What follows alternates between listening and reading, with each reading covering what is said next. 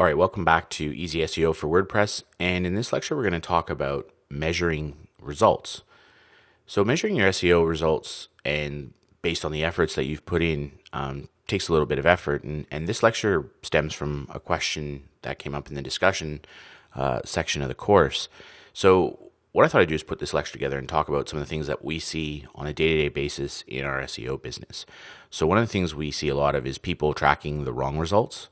We see people who are unable to define what success actually means, and then some people who just don't even know what tools to use. So we're going to go through all those things for you.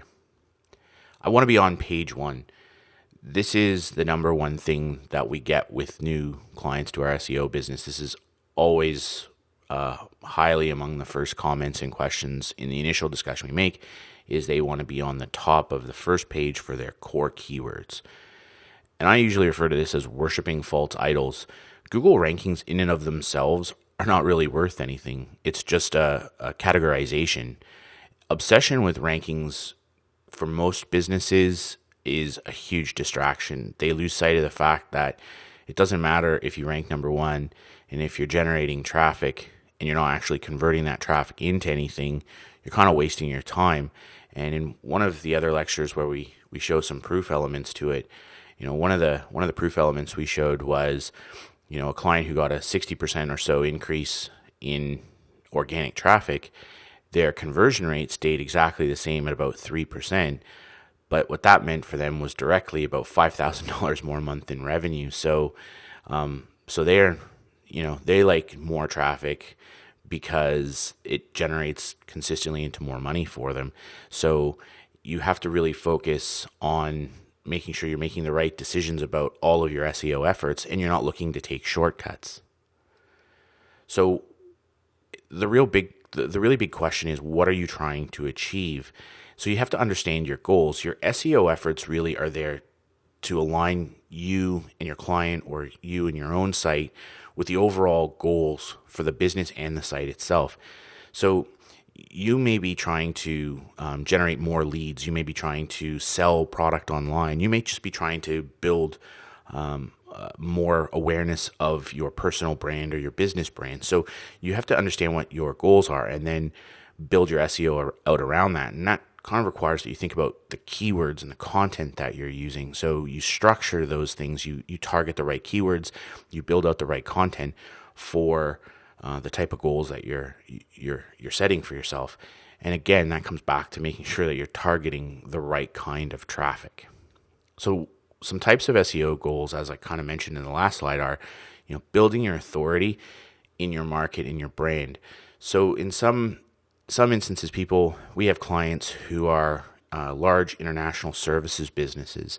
One of them gets 15 to 20,000 visitors a month to their site, and they're a $100 million plus business. Their website isn't really not generating leads. It's not selling anything. It's selling them. It's showing that they're an expert in their field. So their content strategy and their SEO strategy is about bringing them up in the type of keywords and in the type of search results that help build the global awareness of what they do in their marketplace. We have other clients and who are all about generating more leads and more opt-ins. So their SEO goals and their SEO results need to be really heavily focused on educating the market and giving people more information that makes them want to sign up and give their email address so they get even more information. So that's has to be really closely targeted. And then, of course, we have clients, as we've mentioned and shown in other lectures, that are really around selling product. So in those situations, we really want to rank for high value transactional type keywords. Product names are really super important. So we want to show that they're ranking for their product names and making sure that when people are searching for things about them, that they're coming there with the intent of buying. And then there are people who just want to share their message with the world. And these are people who generally produce a lot of content. So making sure that the content is on point is really important, and that the infrastructure of their site is set up so that Google can index everything and rank everything, and they get a very, very wide reach because they're just about sharing their their ideas. So they're not as interested in all these other, brand or opt-ins or sales. They're interested in just sharing their idea. And off the back of that, you have your goals, but you have to be able to measure them. So metrics are really important. Now, for a lot of clients, increased traffic is the number one metric that matters. And as we showed you with that particular client who's selling e-commerce goods, the increase in traffic with the stable conversion rate means more money for them. So increased traffic is a good thing.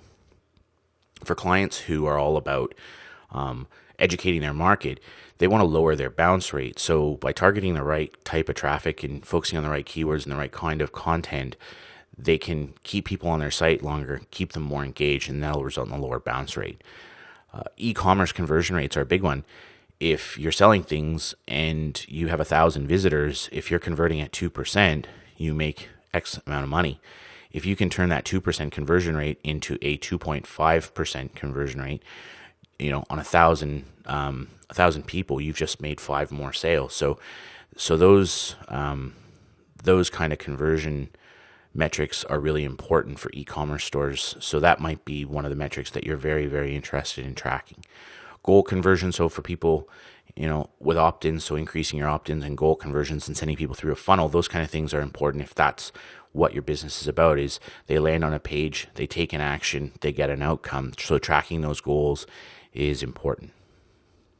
So how do I do that? How do I track this kind of stuff? Well, there's a couple tools that you can use. You really ought to start, no matter what, with your site. You really have to set up Google Analytics, and because the thing with Google Analytics is it will track your traffic. It's very good at that.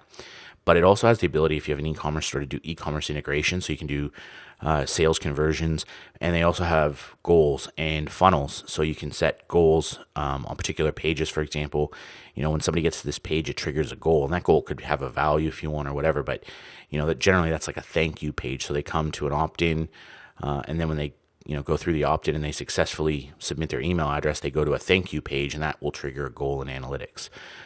Conversions usually integrated with your shopping cart, and the shopping cart can usually pass dollar values in, so you can see then what types of traffic, be it organic, direct, mobile, email marketing, whatever. You can start to see the conversion rates. You can start to see the dollar conversions based on the traffic numbers. So Google Analytics has a ton of functionality and reporting capabilities. So that's always the tool you really need to start with. The Google URL Builder is valuable because it lets you put your URL in, put in some codes, not software code, but actual some tags effectively that lets you track where the source and the maybe the ad type or the keyword type or whatever that is bringing the traffic to you. So if you're placing links out on the internet through maybe guest posts or things like that, then it gives you the ability to see in your Google Analytics where that traffic is coming from specifically, so you can tag it all accordingly. And then we use a tool, and you've seen it in some other slides, a tool called SERPbook, which lets you do rank checking pretty easily. So, that's if you want to, if you're running it like some kind of digital agency like we do, where you're tracking rankings for keywords and things, SERPbook is really good because it does a couple of things. It lets you put in a whole bunch of keywords, and then it goes out and finds them, but it also shows you which pages that rank is for, so you can actually see which of your pages on your site are ranking the best for that particular keyword.